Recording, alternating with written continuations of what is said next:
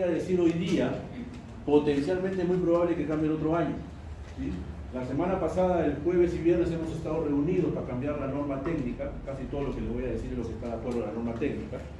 Esta sería la cuarta norma técnica en la que yo participo. Participé en la de 2006, participé en la de 2012, participé en la de 2014 y ahora vamos a cambiar la norma técnica. Posiblemente salga el otro año.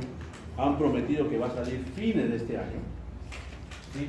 Mientras que se actualice y todo lo demás, algunas cosas de lo que yo les voy a decir ahora deben estar cambiando para el otro año, lo que más o menos los va a obligar a tener que revisar lo que es tuberculosis otra vez el próximo año, ¿sí? Porque yo no sé exactamente qué cosa es lo que va a salir en la norma técnica que se puede enseñar, ¿sí? Ya varias cosas ya sabemos, varias cosas ya están definidas, pero hay cosas que todavía se tienen que proseguir haciendo. Ok, en lo que respecta al tratamiento de tuberculosis, lo que me han pedido es que les diga más o menos qué cosa es lo que vamos a hacer cuando estemos delante de un paciente con tuberculosis. Tuberculosis es más que estar diciendo vamos a dar el tratamiento, ¿okay? Tuberculosis es más que estar recetando una pastillita o una ampolla o una serie de pastillas, una serie de ampollas, pero eso ustedes lo van a ver con el tiempo. Tuberculosis no es tanto un problema médico. Ahí les traigo una diapositiva de todas las drogas que nosotros tenemos en el Perú con el tuberculosis. No es tanto un problema médico. Tuberculosis es más un problema social, un problema social de hacinamiento, y ya con mi grupo estamos viendo casos, mala suerte de ellos. Hemos visto solamente 8 casos, normalmente vemos 20, ¿sí? Pero son los casos que nosotros vemos de tuberculosis que nos pertenecen a nuestra jurisdicción, ¿sí? Entonces, cuando hablamos de tratamiento, lo que hay que entender, esto ya les deben haber dicho el día de ayer, es que como país somos un desastre, ¿sí?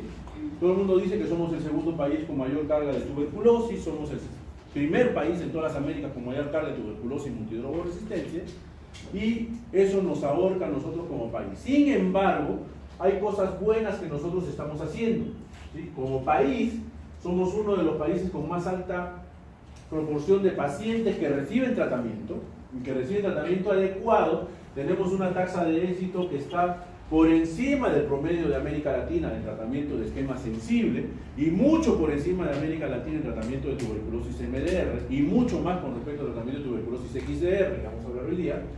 Y lo más importante es que, ¿dónde está? Aquí. Somos uno de los países en donde 7 de cada 10 personas que tienen tuberculosis tienen una prueba de sensibilidad. Eso es importante que ustedes lo recuerden, porque el día de ayer que deben haber hecho la primera parte de tuberculosis, les deben haber explicado sobre las pruebas de sensibilidad. La importancia de la prueba de sensibilidad es que cuando un paciente tiene una prueba de sensibilidad, lo más probable es que tenga un tratamiento propio para el paciente, diseñado especialmente para el paciente, y eso se llama tratamiento individualizado. Lo vamos a ver más adelante, y eso que está ahí va a llevar a que la mortalidad por tuberculosis sea baja, ¿sí? Miren, en otros países la mortalidad por tuberculosis está en 9%, 4%, 12%. Nosotros tenemos una mortalidad 4% máximo. Estamos en 3.8, el año pasado hemos terminado con 3.8 de mortalidad. 3 o 4 de cada 100 pacientes con tuberculosis se mueren. Lamentablemente se mueren en el hospital, por eso los hospitales tenemos una alta carga de tuberculosis, fallecimientos por tuberculosis. Pero tan mal nos está haciendo las cosas como país, ¿sí? Muy diferente a cuando yo estaba haciendo el curso así como ustedes, ¿okay? Muy diferente. Cuando yo hacía el curso de neumología así como ustedes, para pedir pruebas, para pedir cultivo, el paciente tenía que tener una serie de requisitos y el cultivo tenía que tener el sello de un neumólogo. Hoy por hoy, para pedir cultivo y prueba de sensibilidad, la pueden pedir ustedes, porque lo que dice en la norma es que lo pueden pedir cualquier personal de salud, y ustedes, así no les guste, son personal de salud mientras estén estudiando. ¿Okay? Si en el camino se jalan, no aprueban, y eso es otra cosa, no nos van a decir fui un ex personal de salud. ¿Okay? La norma técnica de tuberculosis es lo que rige al Estado, ¿sí? Esto es lo que nos rige a nosotros. Cuando alguien está haciendo tuberculosis tiene que regirse a lo que dice la norma. Hay un capítulo en la norma no escrito que dice que el consultor puede hacer lo que quiera, es el capítulo que más me gusta, yo hago lo que quiero, pero todos ustedes que no son consultores se tienen que regir a lo que dice la norma. ¿Okay?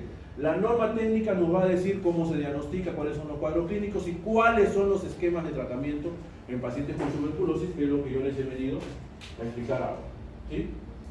Este es algo que ya debieron haber visto el día de ayer. ¿Qué cosa es un caso probable de tuberculosis? Es aquel paciente que tiene síntomas y signos sugestivos de tuberculosis, el paciente que tiene tos y flema más de 15 días, tiene la radiografía de tórax una manchita en el lóbulo superior, generalmente derecho. Ese que está ahí es un caso sospechoso de tuberculosis o un caso probable de tuberculosis. Todo caso probable de tuberculosis tiene que tener un BK. E independientemente de lo que salga del BK, positivo o negativo, el caso probable de tuberculosis se vuelve un caso de tuberculosis si es que yo estoy con alta sospecha clínica. Este caso de tuberculosis tiene que recibir un tratamiento. Por lo tanto, para recibir tratamiento por tuberculosis no es necesario que el paciente sea BK positivo. Hay muchos pacientes con tuberculosis que tienen BK negativo. ¿Quién decide? El médico tratante. Ustedes van a decidir si un paciente va a recibir tratamiento 6 meses o no. Eso lo decide el médico tratante. Por eso es importante saber sobre esta enfermedad, porque todo paciente que yo estoy sospechando que tiene tuberculosis, tiene una alta sospecha que tiene tuberculosis, debería de darle tratamiento. ¿Ok? De acuerdo a la prueba de sensibilidad, que es algo que, no sé, ¿eso han hecho ayer? ¿Prueba de sensibilidad? Ni se acuerdan que han hecho. ¿Han hecho prueba de sensibilidad? Sí, MOTS, Genotype, GeneSpert, prueba convencional. Sí han hecho, ok. De acuerdo a la prueba de sensibilidad, y solamente de acuerdo a la prueba de sensibilidad, yo tengo todos estos escenarios de posible resistencia. La primera posibilidad es que mi paciente sea sensible a todas las drogas de primera línea, ¿okay? No es a todo el abanico de drogas. En el Perú nosotros hacemos prueba de sensibilidad para 11 drogas. Basta con que el paciente sea sensible a toda la primera línea para decir que mi paciente es pansensible, ¿okay? Y le vamos a dar el esquema para pansensible. Si es resistente a isoniazida y rifampicina, a las dos, isoniazida y rifampicina, a las dos, se vuelve un paciente multidrogo resistente, lo que nosotros llamamos MDR. Si aparte de ser MDR, isoniazida y rifampicina, es resistente a una quinolona y es resistente a un inyectable de segunda línea, que son capriomicina, canamicina y amicacina, mi paciente se llama tuberculosis extensamente resistente, extremadamente resistente o tuberculosis XR. ¿Okay? Después vamos a ver por qué eso es importante. Y puedo tener un paciente que solamente sea resistente a un medicamento, ese se llama monoresistente, o paciente que sea resistente a 2 o más medicamentos, y eso se llama poliresistente. Por ejemplo, que mi paciente sea resistente a isoniazida y etambutol. ¿Ese cómo se va a llamar?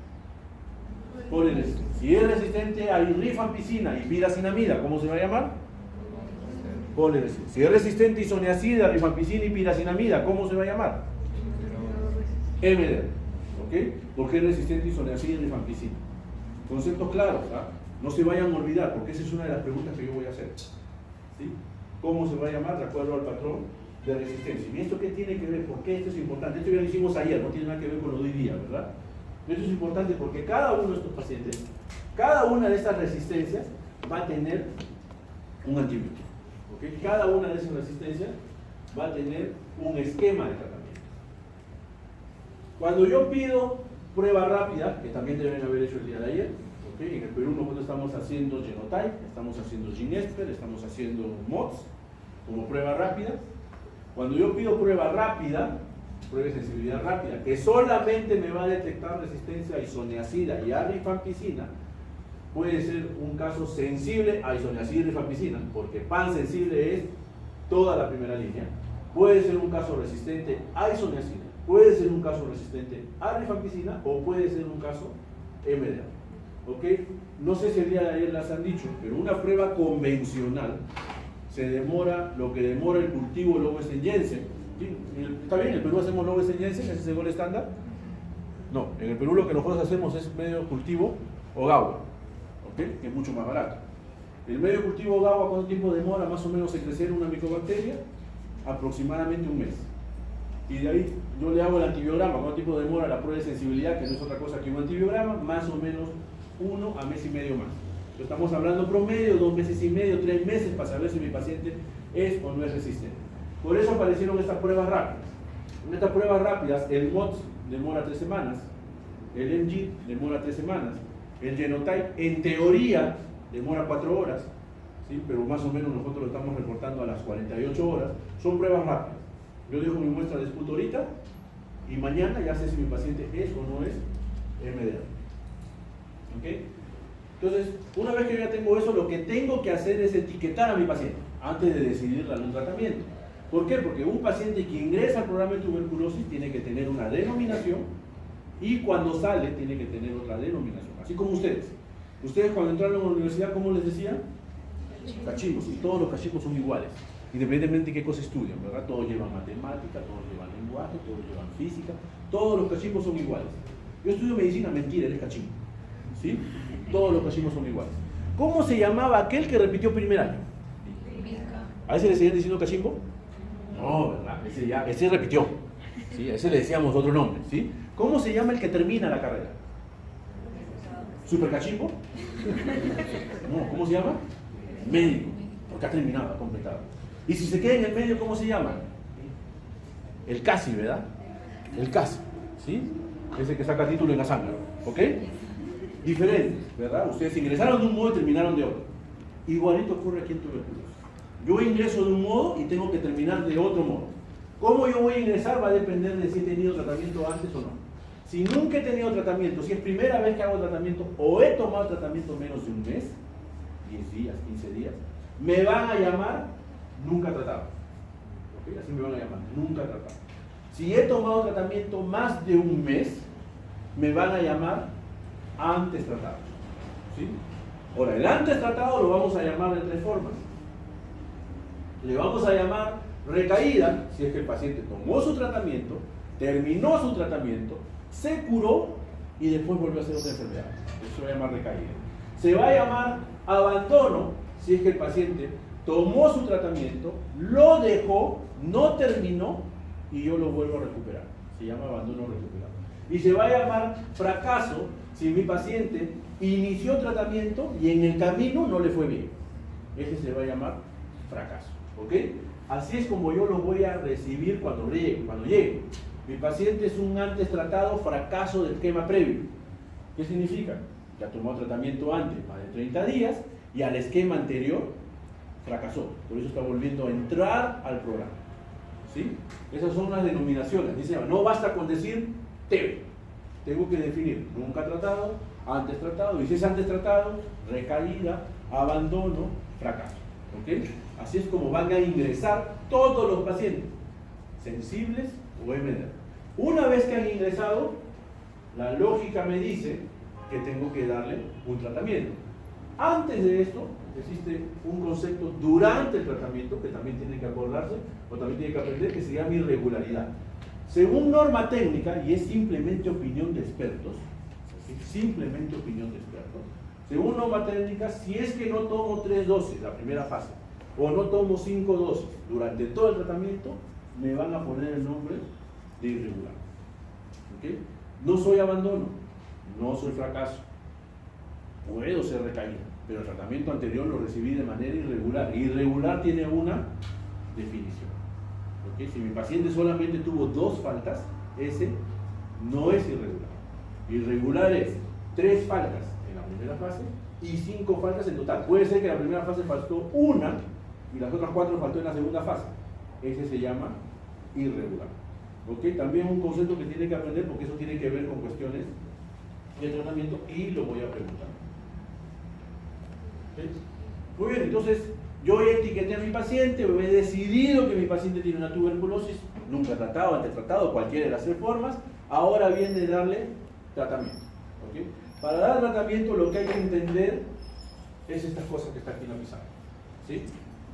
Lo que hay que entender es que yo no tengo tuberculosis y solamente tengo un germen. ¿Sí? Para que salga BK positivo, ¿cuántos gérmenes necesito? Eso le deben haber dicho ayer. Para que salga una cruz, aunque sea. ¿Cuántos gérmenes necesito? 1 por campo, no. Para que salga una cruz, ¿cuántos gérmenes necesito? En mi esputo. Voto mi esputo. ¿Cuántos gérmenes tienen que haber en mi esputo para que salga una cruz? ¿Cuántos tienen que haber para que salga cultivo? ¿No les han dicho eso? Yo estoy seguro que sí les han dicho desde que no se acuerdan. Para que salga una cruz tengo que tener por lo menos 10.000 gérmenes. Para que salga cultivo por lo menos debo tener 100 gérmenes. ¿Ok? Entonces no solamente tengo uno, tengo un montón. Y lamentablemente en mi pulmón no voy a tener un solo tipo de lesión. Hoy día con mi grupo estábamos viendo una placa de un señor, no me mandaste. No lo pude ver, ya, ¿para qué me vas a mandar? Ya no importa ya. ¿Sí? Pero vimos un paciente que tenía una lesión cavitada con un foco neumónico, ¿okay? Que después se cura por completo. ¿Sí? La placa casi está normal. ¿Sí? Pero eso que está ahí estamos hablando de que un paciente tiene varios tipos de lesiones a la vez en el pulmón. ¿Sí? Esas lesiones se clasifican fisiopatológicamente en esto que está acá. El menos importante para nosotros por cuestiones de tratamiento es este, que es el nódulo fibrótico. ¿Por qué es el menos importante? Porque cuando el bacilo entra, el día de ayer le deben haber dicho, ¿a dónde se va primero? Entra el bacilo, lo inhalo, ¿a dónde se va? ¿A dónde? ¿Qué parte? ¿Qué les han dicho ayer? Nada, les han dicho, no se acuerdan nada. El bacilo entra y se va por gravedad al lóbulo inferior del pulmón derecho. Cuando llega ahí, ¿qué cosa es lo que se va a encontrar el bacilo en el alveolo? Al macrófago alveolar. Y el macrófago alveolar, que es una cobarde, es una muy buena mujer cobarde, debe ser la macrófago, ¿sí? Hace como la vecina cuando están robando al vecino. ¿Qué cosa es lo que hace la vecina? Grita, ¿verdad? El macrófago cuando se encuentra con el Mycobacterium grita. Y vienen a salvarla, a rescatarla. ¿Quién viene a rescatarla? ¿Quién viene? El linfocito T. Y el linfocito T se va a transformar en linfocito T activo y va a empezar toda la cascada inflamatoria que va a terminar formando el granuloma.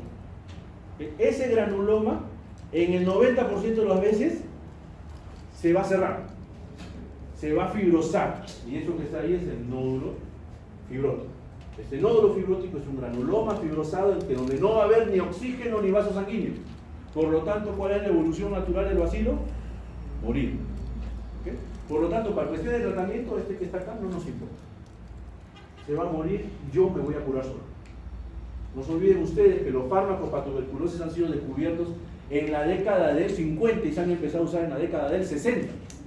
Sus papás de ustedes deben tener más años que los antibióticos para tuberculosis. Y esos antibióticos, antes de eso, la gente también se curaba. 25 o 30% de las personas que tenían tuberculosis se curaban solas. Por esto. El problema son estos tres. ¿Sí? El más importante para ir de más a menos es este que está acá. Es el extracelular. El extracelular es una población bacilar que está generalmente en las cavidades, ¿sí? Y las cavidades lo que tienen es dos cosas.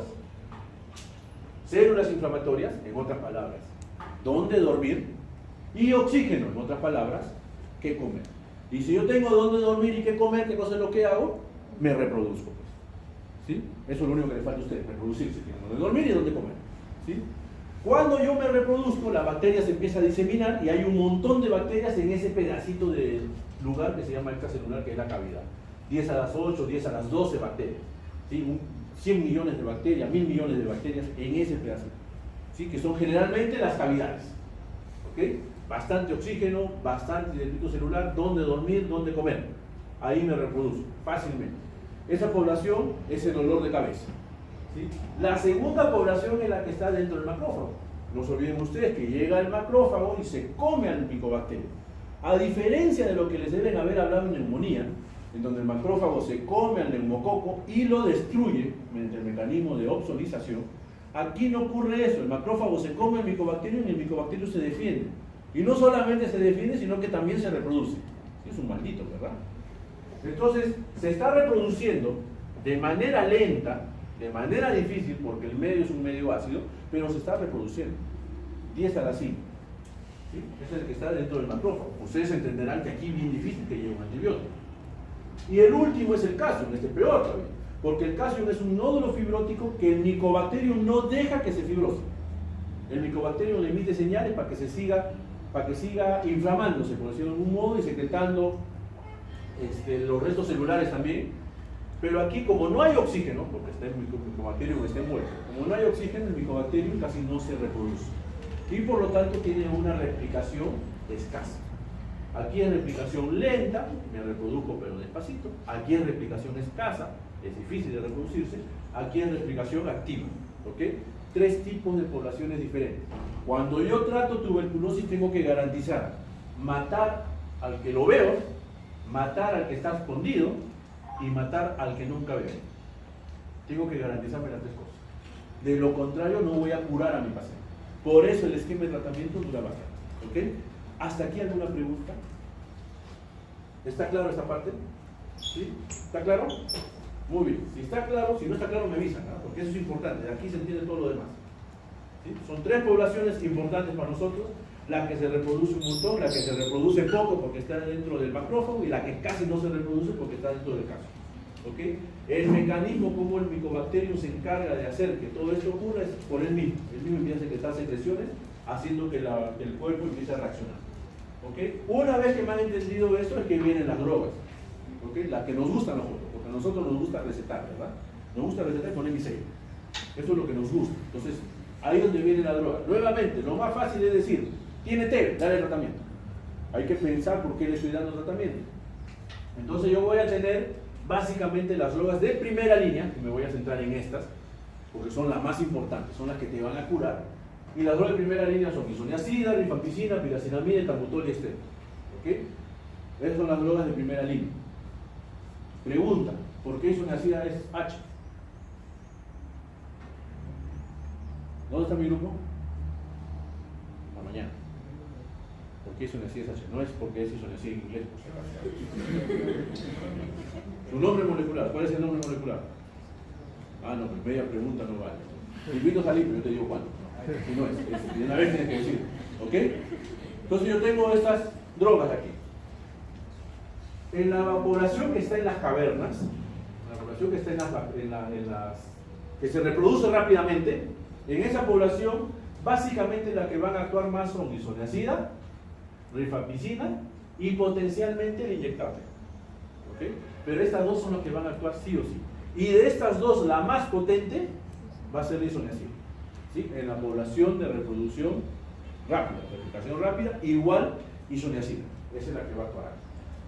En la que está dentro del macrófago, como el pH es ácido, ahí también van a actuar isoniazida y rifampicina, y vean que las dos son bactericidas.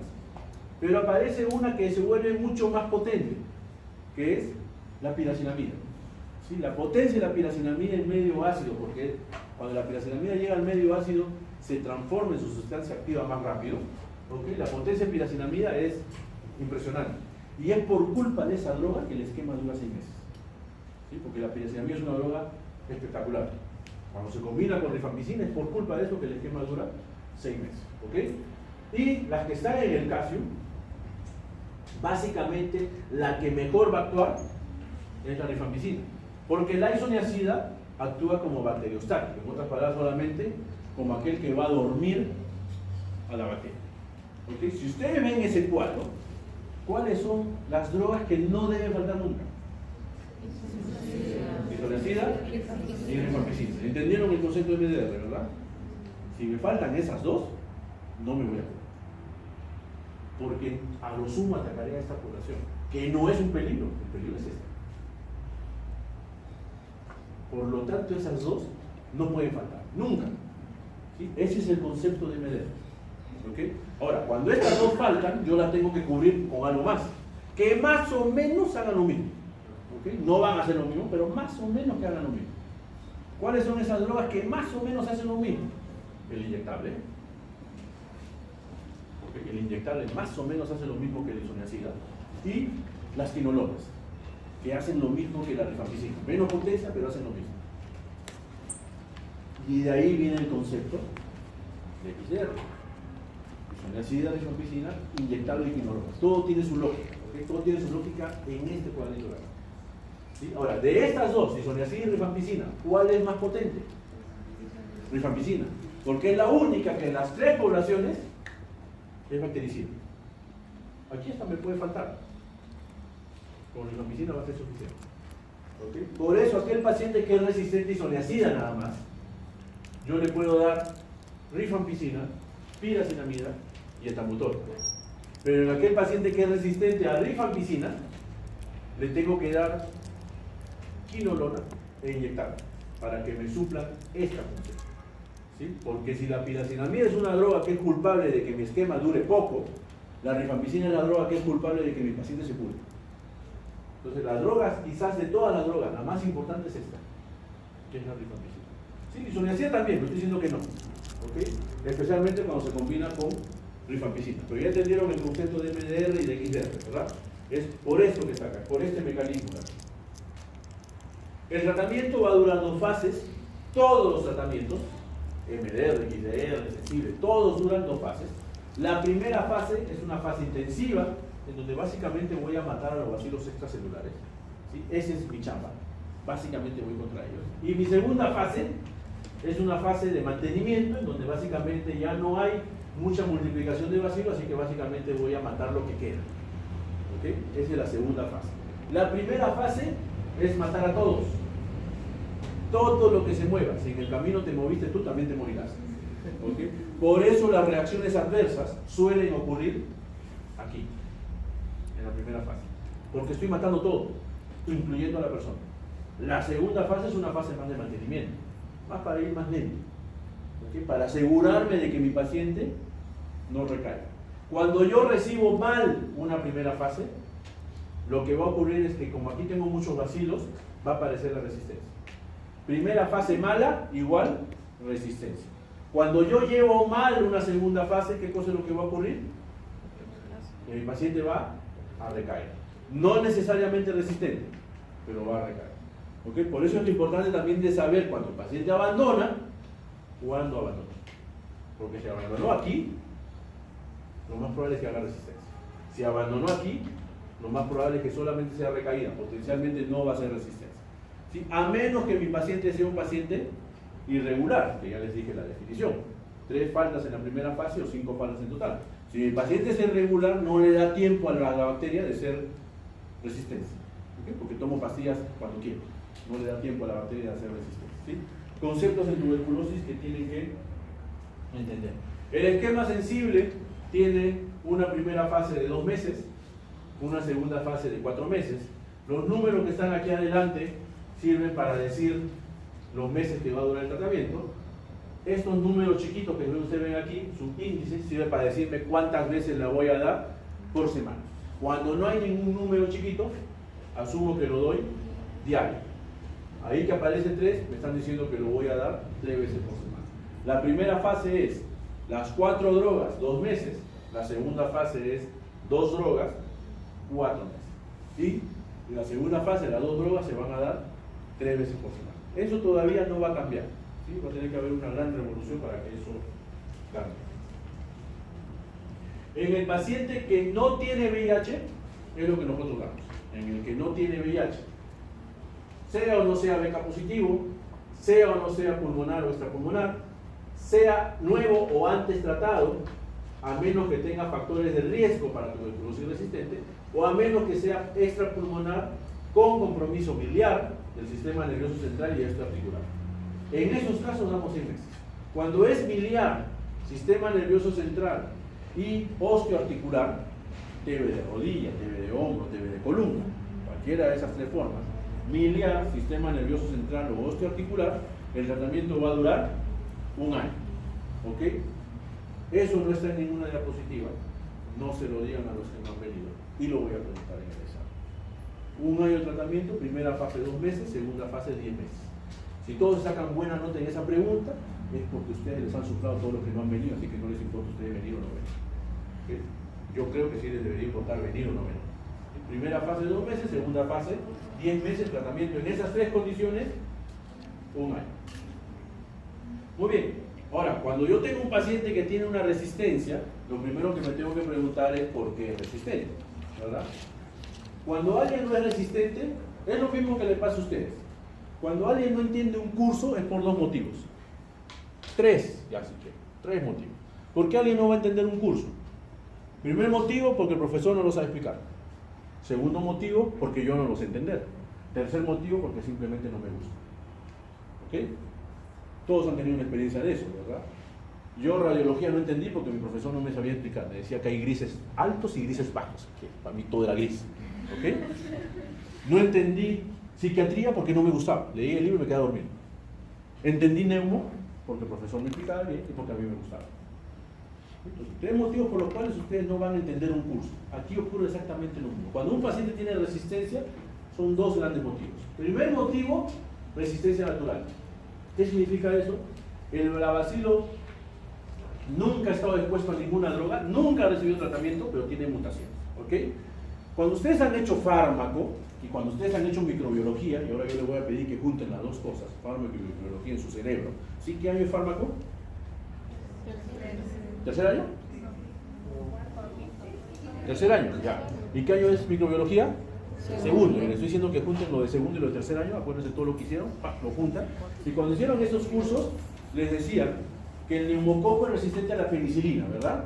Y el neumococo es resistente a la penicilina porque tiene un gen que es el... ¿Cómo se llama ese gen? Fármaco y microbiología, acuérdense. No es beta-lactamasa, más o menos. Pero tiene un gen y ese gen lo transmite a las otras generaciones. ¿Cómo lo transmite a las otras generaciones? Por plasma. ¿Okay? ¿Qué cosa es un plasma? Un plásmido es un libro. ¿Sí? Yo agarro mi libro y me pongo a leer, me pongo a escribir y escribo que cruzar el semáforo de luz roja es riesgo de que yo me muera. Entonces cojo mi libro y se lo doy a mis hijos. Para que mis hijos sepan que cruzar en luz roja es un riesgo que tiene que ocurrir. Uno, que reciban el libro, y dos, que decidan leer. Para que el neumococo hijo sea resistente a la penicilina, tiene que tener el plasma y tiene que saber utilizarlo. De lo contrario, no va a ser resistente a la penicilina. Mycobacterium es peor. Mycobacterium no usa plásmidos. Mycobacterium lo que hace es la mutación, la incluye dentro de su genoma. Y como la incluye dentro de su genoma, sus hijos son resistentes, así no quieran. ¿Ok? Toditos son resistentes, como el color de los ojos. Son exactamente iguales. ¿Ok? Entonces, esa es resistencia natural. Dice la teoría, que por cada millón de bacterias, 10 a las 6 bacterias, hay una que es resistente a isoniazida simplemente porque es. Así nunca en la vida había recibido isoniazida. Y dice la teoría que por cada 100 millones de bacterias, 10 a las 8 bacterias, una es resistente a rifampicina. En las cavidades, en las poblaciones bacilares de multiplicación activa, la que está dentro de la cavidad, ¿cuántas bacterias había? 10 a la 8 a 10 a la 12. La posibilidad de que estas dos bacterias se encuentren, se enamoren y tengan hijitos es alta. Y ahí es como empiezan a nacer los MD. ¿Okay? Eso es simplemente resistencia natural. Por eso el esquema de tratamiento tiene por lo menos 3 logros. Porque si eres resistente a este y eres resistente a este, por lo menos con el otro te mata. Por lo menos 3 drogas. Cuando yo doy un esquema de tratamiento de tuberculosis con una sola droga, lo más probable es que yo haga resistencia rápida. Porque aparte de resistencia natural, esta bacteria, que es bien jodida, también hace resistencia adquirida. ¿Okay? Existe un modo de resistencia que es resistencia entre nuevos casos. Si a mí me contagia un MDR, ¿qué tipo de tuberculosis yo voy a hacer? MDR. Eso es lo lógico. Yo tengo también que hacer MDR. Pero existe un tipo de resistencia que es resistencia adquirida. ¿Sí? La semana pasada me pidieron que haga una exposición de qué hacer con el paciente que ya no tiene opción de tratamiento. Y mientras que estaba revisando qué cosa hacer, encontré un trabajo muy interesante, hecho en la década del 60, de cómo la bacteria va adquiriendo resistencia conforme tú le vas dando fármacos. Muy interesante el trabajo. ¿Sí? Y en ese trabajo demostraban que las concentraciones disminuidas de cierto fármaco hacía que la bacteria active cierto gen que ellas tenían, esta micobacteria, y ese gen hacía la mutación para que yo me vuelva resistente. Y así es como se hace la resistencia adquirida. ¿Cuáles son los factores de riesgo para que haya esa resistencia adquirida? Uno, que haya recibido un solo medicamento, por eso se dan por lo menos 3. 2, que haya tenido un tratamiento irregular, por eso la definición de irregularidad. Y 3, que quizás sea algo importante que en el Perú nunca consideramos, la calidad de los medicamentos. ¿Verdad? Porque una cosa es tomar un medicamento de marca y otra cosa es tomar un medicamento hindú, que cuesta 10 centavos. Cuando yo era interno en medicina llegaba al Perú la ciprofloxacina endovenosa. ¿Sí? La ciprofloxacina fue una droga que se inventó, entre comillas, por decir una palabra, para tratar tifoidea. ¿Sí? Porque a diferencia en cloranfenicol, esa droga sí va directo al hígado, va a la vesícula biliar y mata a las bacterias de la tifoidea dentro de la vesícula biliar, cosa que no hacía el cloranfenicol. Entonces se volvió una droga espectacular, la ciprofloxacina. Y recién llegaba al Perú el ciprofloxacino endovenoso, año 2000, ahí terminé yo la carrera. Cuando llegó el ciprofloxacino, una de las cosas que hacía el ciprofloxacino era que costaba un montón. Una ampollita costaba 150 soles. Año 2000, 150 soles. ¿Cuánto cuesta una ampolla de ciprofloxacino ahorita? 3 soles 50. ¿Sí? Obviamente la calidad del ciprofloxacino de ahora con respecto al de antes debe ser en algo diferente. ¿Sí? Por más que el laboratorio haga un montón. Entonces la calidad de los medicamentos es algo que también se debería de evaluar. Pero esos son los motivos por los cuales mi paciente va a hacer una resistencia. Eso se llama resistencia adquirida. Entonces dos formas, resistencia natural y resistencia adquirida. La resistencia natural es responsabilidad de micobacterias. ¿Sí? Eso es algo que nosotros no podemos hacer nada, es propio de la bacteria. La resistencia adquirida es ir por fármacos. Y eso es algo que nosotros como personal de salud tenemos que tratar de evitar. Entonces, ante esa resistencia que aparecen estas definiciones, nuevamente, sensible, si es sensible a toda la primera línea y nada más que primera línea, MDR si es resistente a isoniazida y rifampicina, y XDR si es resistente a isoniazida, rifampicina, una quinolona y un inyectable de segunda línea que es canamicina, micacina o capromicina. ¿Okay? Cuando tengo un paciente que tiene resistencia, tengo también que darle un tratamiento. ¿Okay? Entonces, los tratamientos tienen denominaciones, tienen nomenclaturas. ¿Ok? Y ustedes van a escuchar de 3 tipos de nomenclatura. La primera es este, que es esquema estandarizado. ¿Qué cosa es un esquema estandarizado? Un esquema estandarizado es aquel esquema que yo le doy a un paciente que yo sospecho que tiene resistencia. Por ejemplo, el paciente que recibe esquema sensible y fracasa, o el paciente que tiene muchos tratamientos, o el drogadicto que ha estado preso y ahora estudia medicina en la Ricardo Palma, el factor de riesgo para el MEDER. ¿Ok? Entonces, como yo no sé qué cosa es lo que es todavía, y recién lo estoy recibiendo, le doy un esquema para MDR. Eso se llama estandarizado. ¿Cuánto dura este esquema? Ahí está en la pizarra. ¿Cuánto dura? 6 a 8 meses, no, pues. ¿Y el caso allá? ¿Cuánto dura? Es complicado sumar. 6 más 12, 18. 8 más 16, 24. El esquema dura de 18 a 24 meses. ¿Ok? Así dura el esquema. De 18 a 24 meses. No hay rifampicina. Posiblemente la piracinamida sea resistente, por eso el esquema dura de 18 a 24 meses. Es una de las cosas que va a cambiar por si acaso. ¿Ya? La primera fase es inyectable, levofloxacino, etambutol, piracinamida, tionamida y cicloserina. La primera parte, los 6 a 8 primeros meses. La segunda parte es sin inyectable, lo mismo, levofloxacino, etambutol, piracinamida, tionamida y cicloserina. ¿Ok? Ese es un esquema, como le digo, cuando yo sospecho que alguien está fracasando. El siguiente esquema se llama esquema empírico. ¿A quién le voy a dar esquema empírico? Le voy a dar esquema empírico a aquel paciente que no tiene una prueba completa, porque solamente tiene una prueba rápida, por ejemplo. Entonces yo no sé realmente si es o no es completamente MDR. Cuando el paciente tiene una prueba no vigente, ¿qué cosa significa una prueba de sensibilidad no vigente? Hizo TB hace 2 años, abandonó hace 2 años y hace 2 años era MDR. Ahorita no sé qué será, pero lo más probable es que sea MDR. Le voy a dar un esquema en base a esa prueba de hace 2 años. Eso se llama esquema empírico. Y la tercera posibilidad es si estoy en contacto de un caso MDR. Si yo tengo tuberculosis MDR y mi esposa hace tuberculosis, ¿qué tratamiento le tengo que dar a ella? El de MDR. Porque si ella sale sensible, significa que me ha sacado la vuelta con otro tuberculoso. Se supone que yo soy el único tuberculoso que conozco. ¿Sí? Entonces, eso es cuando es el contacto. Es importante para cuestiones de niños. El día de ayer le han dicho qué cosa es contacto, ¿verdad? No. ¿Les han dicho no?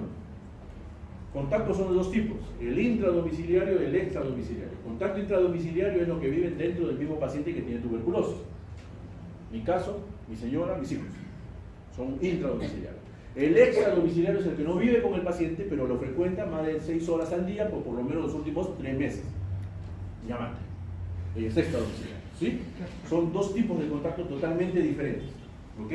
Si uno de ustedes hace tuberculosis, cualquiera levante la mano el que quiera hacer tuberculosis, ¿sí? Si uno de ustedes hace tuberculosis, todos los demás se vuelven su contacto, porque ustedes están con todos los demás más de 6 horas al día durante los últimos 3 meses.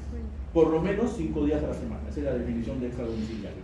Más de 6 horas al día, 5 veces a la semana, en los últimos 3 meses. ¿Ok? Y eso es importante. ¿Sí?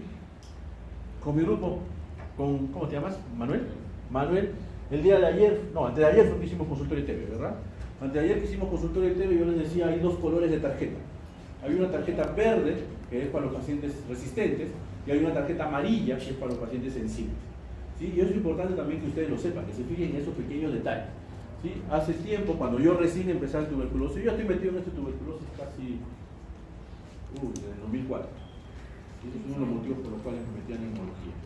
¿Sí? Entonces, cuando yo empecé tuberculosis, una vez llegó un paciente, un joven, 12 años, 13 años, a recibir tratamiento. Yo estaba trabajando en una ONG y él estaba recibiendo tratamiento para sensible porque era su primer episodio.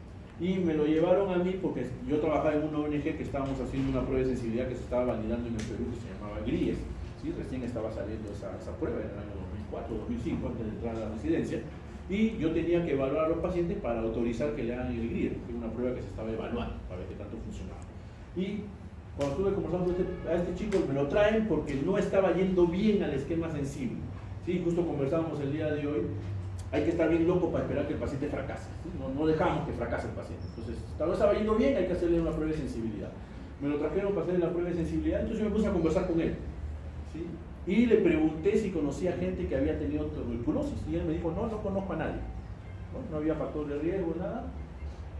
Le hice la prueba y todo lo demás. A los 3 semanas, 4 semanas, un mes, regresó el paciente porque ya teníamos el resultado de la prueba. En ese rato se esperaba así. Y estaba un poco más deteriorado, ¿no? Ya le habían empezado el esquema MDR una semana antes del deterioro, pero salió la prueba de sensibilidad que era MDR. Entonces venía porque tenía yo que entregar la prueba y él tenía que firmar. Y ahí me dijo, ¿sabe qué, doctor? Sí he tenido gente que tenía tuberculosis. Yo digo, ¿quién? Amigos de mi colegio, de su salón. Claro, nadie decía, pero acá debe haber un par de tuberculosis. Bien calladitos.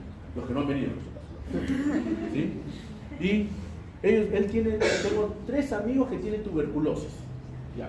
Y ahora yo ya soy como ellos, ya soy del grupo. Yo le pregunté, ¿por qué eres del grupo? Ah, porque antes yo recibía la tarjeta amarilla y ahora me han pasado también a la verde, igual que ellos. Tengo mi tupper ahí que está puesto, porque a los MD le dan un tupper para darle su medicamento.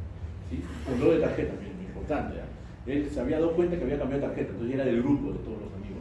No estaba en mancha, ya estaba solito. ¿Sí? Color de la tarjeta importante. ¿Sí? Pero si ese niño hubiéramos sabido con tiempo que estos otros 3 eran de su salón de clase, su contacto extradomiciliario, ¿qué esquema le hubiéramos dado? El empírico. Entonces yo le doy el esquema al paciente, estoy sospechando que es un MDR, tengo una prueba de sensibilidad que dice que es MDR, tengo un contacto que dice que es MDR, le meto esquema empírico. Le empiezo esquema empírico hasta que venga la prueba de sensibilidad. Cuando viene la prueba de sensibilidad completa, yo ya le voy a dar un esquema que se llama individualizado. Es un esquema propio para él. ¿Okay? La diferencia entre ir a comprar ropa en una tienda e ir a comprar ropa en un sastre. Cuando yo me voy a comprar ropa en una tienda, el polo que yo me voy a comprar me va a quedar a mí, le va a quedar a él, le va a quedar a él, le va a quedar a mí. ¿Sí? Porque es un polo para todos. Cuando yo me voy a un sastre, me voy a hacer una ropa a mi medida, que es muy probable que no le quede a ninguno de los otros chicos, porque es una ropa para mí. ¿Okay? Para mí. Este esquema se llama individualizado. Es un esquema en base a la prueba de sensibilidad del paciente. ¿Cuál es el mejor esquema? De acuerdo a todo lo que les he dicho, ¿cuál es el mejor esquema para el paciente? ¿Cuál es el que ustedes quisieran tener? Individualizado, ¿verdad? Porque está en base a mi prueba de sensibilidad. Ya no es en base a que yo sospecho, como el estandarizado, ni es en base a que tengo un contacto, como el empírico.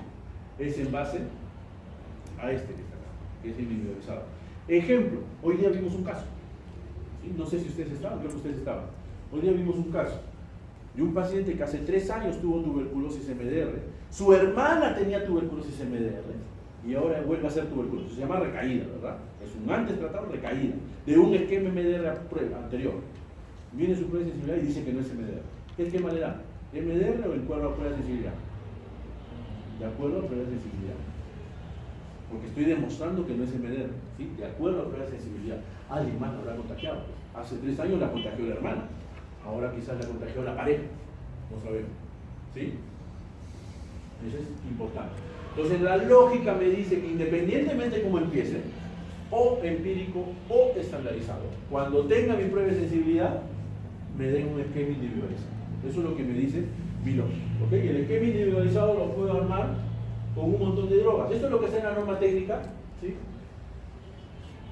Sobre prueba de sensibilidad, sobre posible resistencia de esquemas a prueba de sensibilidad y los esquemas que voy a dar. Eso lo voy a dejar para que ustedes lo tengan. Tenemos este otro cuadro que es mucho más profundo, porque aquí ya tengo la prueba de sensibilidad, después tengo la prueba rápida y decido cómo le voy a dar tratamiento, si eso no es XDR, eso se lo aprenden de memoria, lo voy a tomar, que decir en el tercer renuncio en una línea, cuarta letra, ¿sí? ¿Está bien? Y esto que está acá son las drogas. Yo tengo un paciente que tiene, que tiene resistencia, especialmente MDR, tengo que armarle un esquema. ¿Cómo le voy a armar un esquema? De acuerdo a cómo las drogas funcionan contra la bacteria. Esta es la clasificación de OMS del año 2016, que dividía las drogas en grupo A, que son las quinolonas, Grupo B, que son los inyectables. Grupo C, que son drogas vía oral. Y grupo D, que son drogas que no sé si sí o si no. ¿Sí? Es el mariconcito. Es el grupo D. ¿Sí? Esta forma de clasificar ya no se usa. Lo he traído porque todavía la van a encontrar. Porque la OMS en el año 2018 sacó otra clasificación. ¿Sí? Y la clasificación de la OMS la divido otra vez en 3. Y dice, ¿quién es el grupo A? Grupo A son aquellas drogas que tienen una demostrada efectividad contra Mycobacterium tuberculosis y que tienen pocos efectos secundarios. Ese es el grupo A. Lo ideal sería que cuando yo tengo un paciente que tenga resistencia, por lo menos una de estas tiene que estar en el esquema. Una. Al menos una de esas tiene que estar. Si están las 3, mejor. Probabilidad de que se cure altísima, pero por lo menos una. ¿Qué cosa es lo que nosotros usamos? Levofloxacino. Ese es el que usamos para MDR. Las demás drogas las reservamos para XDR. ¿Sí? Betaquilina, linezolid, nocifloxacino, lo reservamos para XDR. Grupo B es aquellas drogas que yo digo, bueno, pues si no tengo más opción, las daré. ¿Ok? Costo-beneficio. ¿Funcionan? Sí funcionan. ¿Pueden no funcionar? Sí, pueden no funcionar. ¿Sí? ¿Me están entendiendo? Sí, me están entendiendo. ¿Puede ser que no me entiendan nada? También puede ser que no me entiendan nada. ¿Sí? Así estamos. ¿Sí? Ese es el grupo B. ¿Quiénes son? Clofazimina, que tenemos en el Perú, y cicloserina. Esta no tenemos nosotros. ¿Okay? Cicloserina. ¿Quién es grupo C? Grupo C es lo demás. El grupo C es lo demás. ¿Cuántas drogas yo necesito para curar un paciente? Mínimo 3, idealmente 4 o 5. Si voy a poder darle una de estas, y voy a poder darle una de estas, tengo 2. Por lo menos me están faltando 2 drogas más. ¿Esas 2 drogas más de dónde las saco? De aquí. La que ustedes quieran, la que más les guste. ¿Sí? Cualquiera de esas. Son exactamente, para usos prácticos de OMS, son exactamente iguales. Puede ser Tambutol, puede ser piracinamida, puede ser un inyectable, puede ser etionamida. Proteonamida no tenemos en el Perú. El PAS, esto es PAS, ya no tenemos en el Perú. La demás que no he mencionado, de la manit y bipene, la reservamos para XD. ¿Ok? Entonces, así es como yo diseño mis esquemas de tratamiento. Trato de diseñarlos de una manera lógica. Primero voy a escoger drogas del grupo A. Drogas que yo ya sé, ya demostré que tienen una alta potencia contra la bacteria y casi nada de efectos secundarios. No es que no tengan, ¿eh? También tienen, pero casi nada de efectos secundarios. Levofloxacino, moxifloxacino, betaquilina, linezolid. Efectos secundarios de levofloxacino y moxifloxacino, articulares. Efectos secundarios del moxifloxacino y la betaquilina, prolongación del QT. Efectos secundarios del linezolid, leucopenia. Tengo que pensarlos. Siempre tengo que tenerlos aquí en la cabeza, porque no solamente se trata de recetar. Grupo B, más o menos, por lo menos dale. ¿Puedo no darle? Sí, pero por lo menos dale. ¿Ok? Clofazimina y cicloserina. Efecto secundario de la clofazimina, el paciente se pinta color tostado, es como si todo el día estuviera debajo del sol. Efecto secundario de la cicloserina, psicosis o depresión. El paciente se deprime o el paciente se pone psicótico. Grupo C, el resto. El tambutol, de la manit, piracinamida, imipenem, amikacina, etionamida y el PAS que ya lo tenemos. Efecto secundario del etambutol, neuritis óptica. Confundo el rojo con el verde y por eso me paso el del semáforo. Todos los taxistas usan etambutol. ¿Sí? Efecto secundario de la piracinamida, el más conocido, gota. El más temible, hepatitis. ¿Sí? Efecto secundario de la manit, prolongación del QT. Efecto secundario del imipenem, neutropenia. Plaquetopenia. Efecto secundario de la amicacina, ototoxicidad, nefrotoxicidad. Efecto secundario de la etionamida, básicamente digestivos, pero también produce efectos hepáticos. Y el PAS, como le digo, ya no hay. Menos mal, ese hacía vomitar a todos. ¿Ok? Son las drogas de tuberculosis. No solamente hay que aprenderse los efectos secundarios, sino también hay que aprenderse la dosis. Y esto sí voy a preguntar. ¿Ok? Hay que aprenderse la dosis. ¿Cuánto tengo que dar por kilo de pesos? ¿Ok? Y me lo tengo que aprender de memoria. ¿Cuánto es isoniazida? 5 miligramos por kilo. Rifampicina es 10. Los inyectables es 15. Cicloserina es 15. Tionamida es 15. El PAS es 150 miligramos por kilo. El etambutol es 20 miligramos por kilo. La piracinamida es 25 miligramos por kilo. el imipenem es 7.5 miligramos por kilo, la levofloxacino es 10 miligramos por kilo, la moxifloxacino es 5 miligramos por kilo. Lo tengo que tener de memoria, porque no siempre vamos a tener la suerte de tener un adulto que pese más de 50 kilos. A veces puede llegar al programa que llega niño de 3 años, que pesa 8 kilos, 9 kilos, 10 kilos. No le van a dar dosis de adulto, ¿verdad? Sí, entonces eso que está acá también se lo tiene que aprender. Yo no les he puesto aquí por kilo y peso, porque sé que no se lo van a aprender. Les he puesto por peso, cuánto le van a dar, porque ya no piensen mucho. ¿Ok? ¿Sí? Pero eso que está ahí son todas las drogas. Todo lo que está aquí es lo que tenemos en el Perú. Este cuadro es mío, no es de la norma técnica. Este cuadro es mío, yo lo he hecho. ¿Ok? Aquí están todas las drogas que tenemos en el Perú. Inclusive está, sí, ya está, la Quirini de la manita. Por eso siempre me olvidé de poner ese cuadro. Aquí están todas las drogas. ¿Sí? Todo lo que tenemos, tiolidacina, que es una que no les habló, ya estamos pensando retirarla, ya casi no se va a usar tiolidacina. Tiolidacina es un antipsicótico, ¿sí? Que se vio que los pacientes psiquiátricos que usaban tiolidacina tenían menos TEP, o se curaban más rápido, ¿sí? Porque también tiene un efecto de tuberculosis. Son todos los fármacos que más o menos hay que tratar de aprender.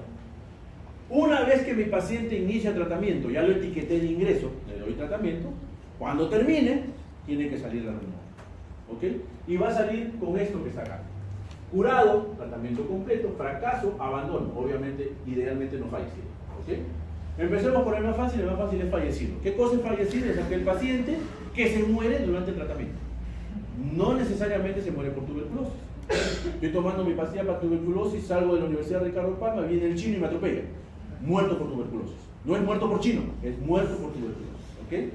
Eso lo tengo que reportar, igual que la mortalidad materna.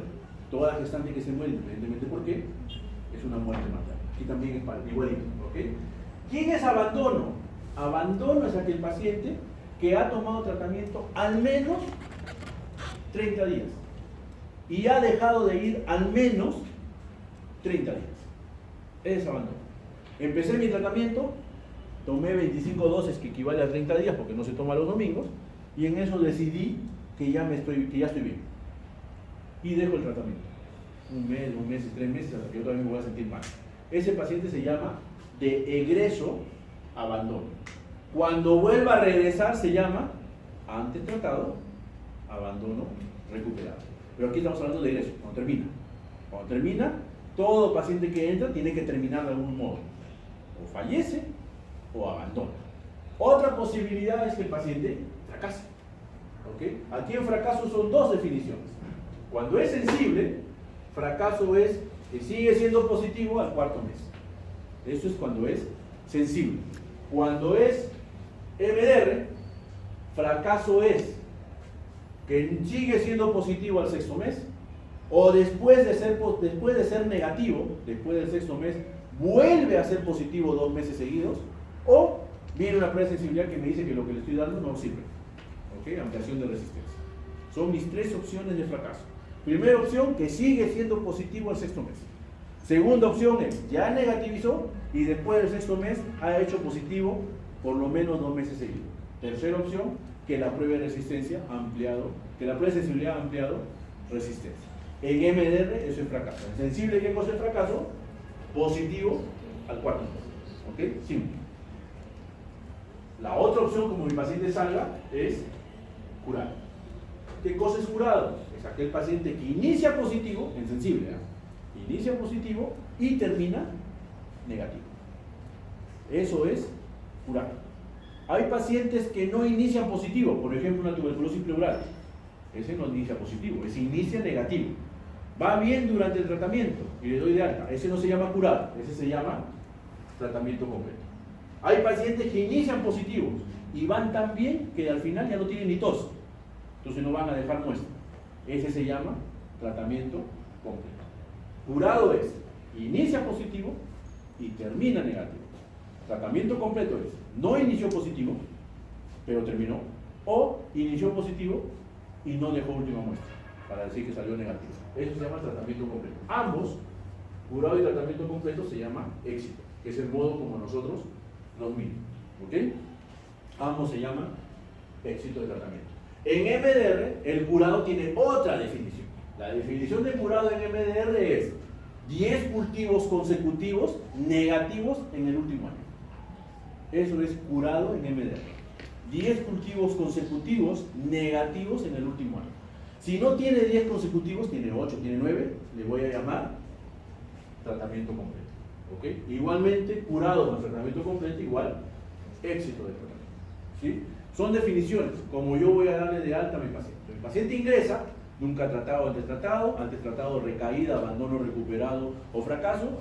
Le doy tratamiento, esquema sensible, esquema empírico, esquema estandarizado, esquema individualizado, con las drogas que ya les he dicho por kilo de peso, y termina su tratamiento. Termina porque se murió, fallecido, termina porque lo dejó, abandono, termina porque sigue siendo positivo, fracaso, o termina porque completó. Si empezó positivo y terminó negativo, curado. Si no cumple ese criterio, tratamiento completo. ¿Ok? Entonces, mejor cuando tengan un paciente con tuberculosis, más que poner curado de tratamiento previo, pongan éxito de tratamiento. Porque no sabemos si ha sido curado o tratamiento completo porque usted no tiene la tarjeta. Muy bien. ¿Qué tan bien o qué tan mal estamos? Esta es la cohorte de tratamiento de esquema sensible en el Perú. ¿Okay? Desde el 2010 hasta el último, 2017, esta es la última oficial. ¿Sí? Nuestra tasa de éxito está en más del 80%. ¿Qué cosa es lo que nos castiga? Esto de aquí, que son los abandonos, y estos de aquí, que son los no evaluados, que esto se va reduciendo, ¿no? Siempre se va reduciendo, todavía falta aquí el informe final.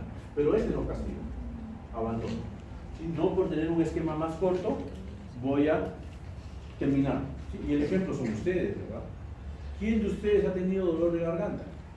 Levante la mano, por favor, que ha tenido dolor de garganta. No va a decir que nadie, todos, ¿verdad? ¿Quién de ustedes que ha tenido dolor de garganta le dijeron que tome amoxicilina cada 8 horas por 7 días? ¿Quién de ustedes tomó la amoxicilina cada 8 horas por 7 días? ¿Verdad? Y al tercer día estaba bien, lo dejé. ¿Verdad? Y aún así le decimos al paciente, completa 6 meses. O del MDR le decimos 18 meses, señor, no menos. ¿Sí? Primero tenemos que decir qué cosa es lo que nosotros hacemos, ¿no? Por si acaso. ¿Sí? Entonces, abandono del esquema sensible nos castiga porque tenemos una alta tasa de curados. Esto que está acá es MDR y XDR. En MDR nuestra tasa de éxito está por encima del 55%. En América estamos en 46%. Nosotros estamos más que América en general. Y en XDR, aquí sí es algo para sentirnos orgullosos como país, nuestra tasa de éxito está en 65%. ¿Sí? A expensas de que los que no se curan o no tienen éxito es porque se mueren. ¿Sí? Diferente de en África. En África la mortalidad por XDR es más del 50%. Y si es XDR con VIH, es casi 100%. ¿Sí? En el hospital nosotros somos el segundo hospital con mayor carga de pacientes XDR. Nosotros tenemos ahorita 55, 56 XDR en tratamiento. El martes vimos 2 o 3, creo, ¿no?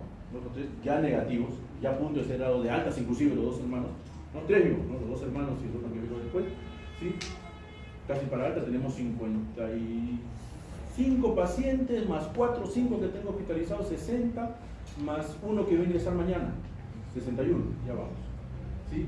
Que están en tratamiento. Y a eso hay que sumar unos 15 que se han curado y 3 que han fallecido. No estamos tan mal. ¿Sí? Nuestro esquema XDR es bueno. Nuestro esquema MDR también es bueno. ¿Ah? Lo que nos castiga en MDR es que 1 de cada 3 abandona. Y esos son ustedes. Tienen que tratar de convencer al paciente. ¿Sí? Tienen que tratar de decirle al paciente que esta es una enfermedad que se puede curar. ¿Okay? Y ya para terminar, la importancia de que usen ustedes su respirador. No me corresponde, mi clase es tratamiento, pero por lo menos para crear algo de conciencia. ¿Okay? Ustedes están en sala de medicina en casi todos los hospitales. ¿Sí? Grupo de 2 de mayo, grupo Hipólito, ¿dónde más hacen? Rebagliati. Ya, Rebagliati es horrible, ¿verdad? Estuvo cerrado, ni siquiera hay ventanita. Como no, en el Hipólito hay ventanas. En el 2 de mayo también hay ventanas. Hay hospitales antiguos. ¿Sí? Y mi riesgo de contagio va a depender de cómo esté la ventilación. ¿Okay? Que no es esto, ¿ah? Eso no es ventilación. Ventilación significa flujo de aire. El aire entra y sale. Ahorita si la que está tosiendo tiene tuberculosis, a todos ya nos enfermó, porque para colmo, esto que está acá hace que la bacteria dé vueltas y vueltas y vueltas, ¿verdad? No hay puertas abiertas, no hay ventanas abiertas. ¿Sí? Entonces, mi riesgo de contagio va a depender de cómo sea la ventilación. En ambientes en donde la ventilación es baja, las salas de medicina, por ejemplo, que más o menos tienen entre 4 y 6 recambios de aire por hora, para nadie vamos a decir 5, mi riesgo de infección es casi 40%. 4 de cada 10 de ustedes que están rotando en un hospital va a terminar siendo PPD positivo, riesgo de infección. Y de cada 10 de ustedes que haga PPD positivo, 1 va a ser tuberculosis, mi riesgo de infección. ¿Ok?